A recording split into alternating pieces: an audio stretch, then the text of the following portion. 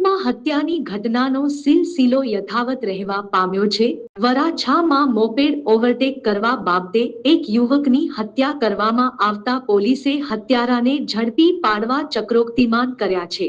સુરતમાં હવે સામાન્ય બાબતે હત્યા કરવાની ઘટનાઓ સામે આવી રહી છે। માત્ર 2 દિવસમાં 4 જેટલી હત્યાની ઘટના પ્રકાશમાં આવી હતી।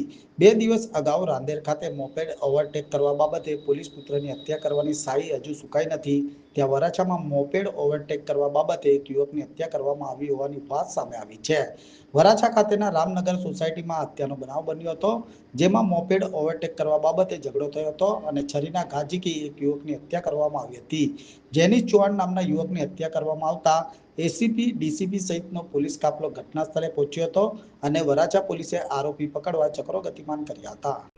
ગઈકાલ રાત્રે વરાછા પોલીસ સ્ટેશનમાં બાઇક જે છે ને 3 જે મરણ ગયો એની સાથેના 2 મિત્રો હતા। એ લોકો બાઇક લઈને જતા હતા અને કંઈક ગાડીની બાઇકની ઓવરટેક કરવા બાબતે એક બનાવ બન્યો છે, જેમાં ઝઘડો થયો અને પછી છરી મારી કોઈ તીક્ષ્ણ હથિયારથી હત્યા કરવામાં આવી છે। એમ હત્યાનો બનાવ બન્યો છે।